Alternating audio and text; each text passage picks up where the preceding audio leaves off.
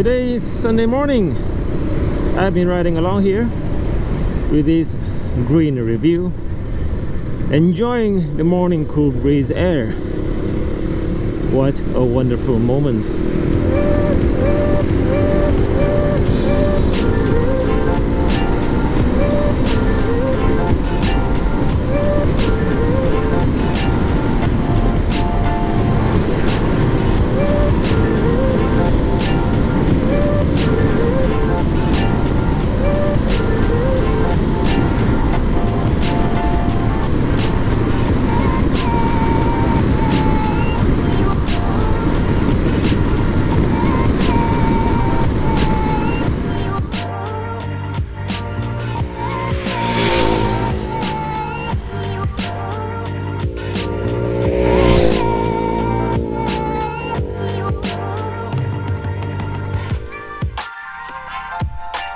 Hi and welcome to another episode of my KTM Duke 250.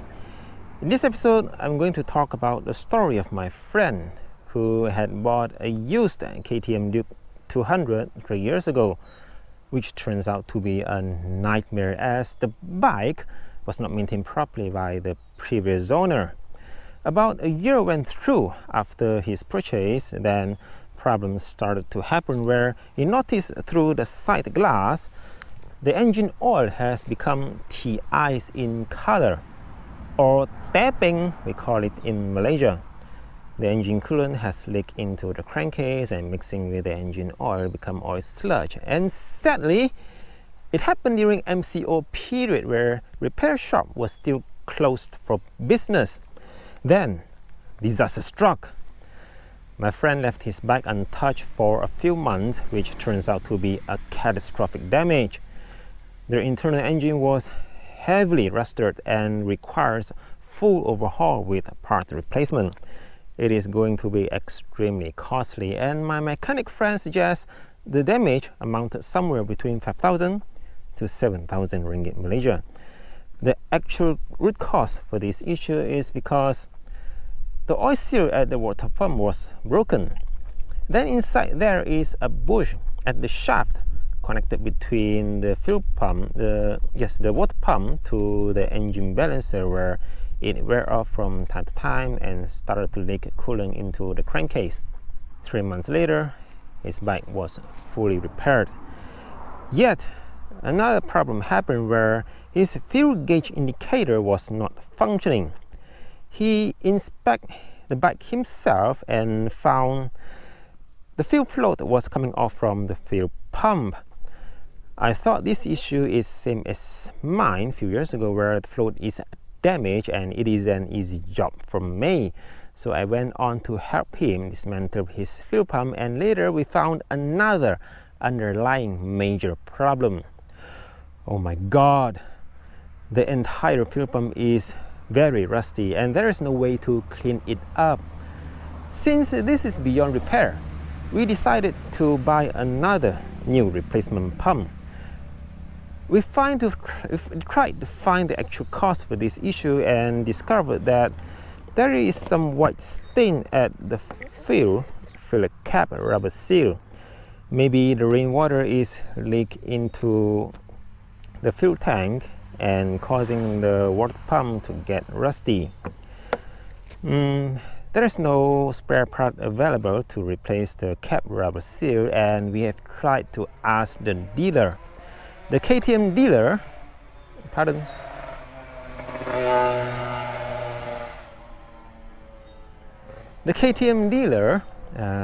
told us to service the fuel filler cap, and the service cost came out to be quite affordable. Since the fuel tank is located right on top of the bike and it is exposed directly under hot sun, which will harden the rubber seal. For a long time, this will cause the water to seep inside the fuel tank and damaging the fuel pump. Haha! So good news for my viewers who is watching this video, because I always share advice and experience as to avoid the same problem happens to your bike later. So For those who are riding sport bike or super bike, please get your filler cap service done immediately at your authorized service center.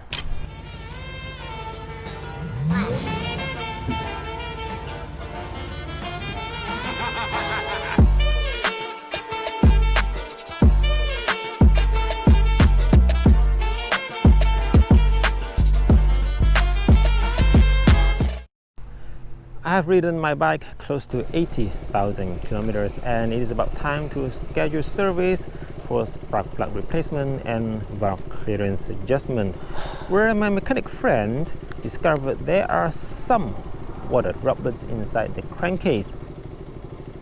咁肥喎，你真係條街。唔好講出口啊，接到死！Đi Bính hả?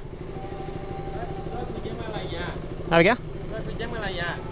Ô, xin lỗi chị Bính không? Ni khoan nè. Bộ lính bị trội à? This explains why I keep adding water into the radiator for the past 1 year.